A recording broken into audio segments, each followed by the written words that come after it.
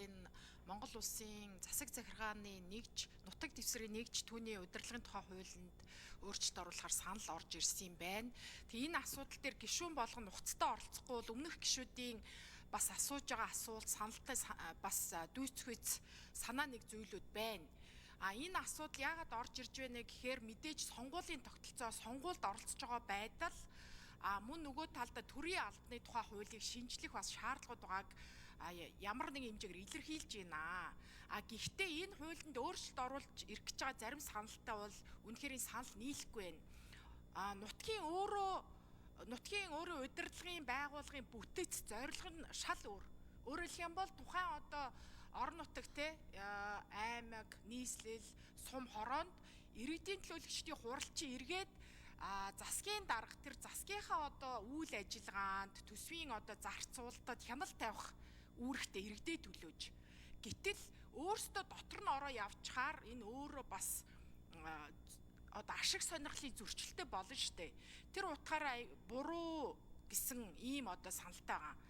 За нөгөө талдаа өмнөх гишүүд чилж ийн орон нутгийн түвшинд ялангуяа сумын түвшинд бол хэцүү.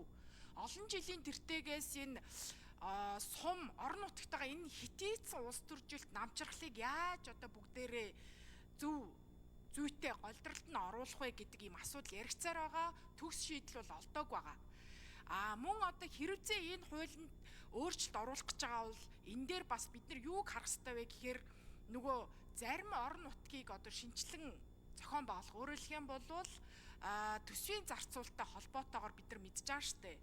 Зарим суманд одоо сургууль эсвэл одоо эмнэлэг нь яг одоо хэрэгцээт байдлаасаа илүү одоо нэг ангид 30 хүүхдийн одоо ширээ байл гэхэд 10 хүүхд сууж байгаа жишээтэй. Гэтэл Улаанбаатар хотод нэг партийн ард 3 хүүхд сууж байгаа, 3 ээлжээр хичээлж байгаа гэд асуудлууд бид нар нөө төсвийн зарцуулалтаа илүү оновчтой, илүү өгөөжтэй болох гэхээр энэ засаг захиргааныхаа нэгжийн тухай хуулинд бас захирагддаг зүйлүүд байдаг.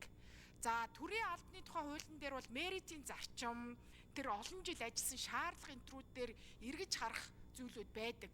Нэгэнд орцсон бол насаараа чанаргүйч бай, чадамж мууч бай оршоо сууж идэг. Гадаад дотоод сургууль төгсөөд маш чадамжтай, маш шинэлэг санаачлагтай тийм хөдөлмөрч хүмүүс залуучууд орох гэхээр нөгөө жилэн тээг болоод идэг. Урамшуулахын тогтолцоо нь айгүй зөвхөн жил дээр дөрүүлсэн.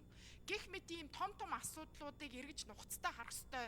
Магадгүй хилцгээр дэмжигдвэл энэ ажлын хэсэгт нь ороод бас ажиллах сонирхол байна. Маш сайн орох өөрчлөлт орох ёстой. Тэгэхгүй бол өөрчлөх гэж жаад нуухыг авчаад нүдийн сахлуу гэдэг болчихгүй гэж бас санаа зовоод ингээд үг илчил гэж бодлоо. Баярлалаа.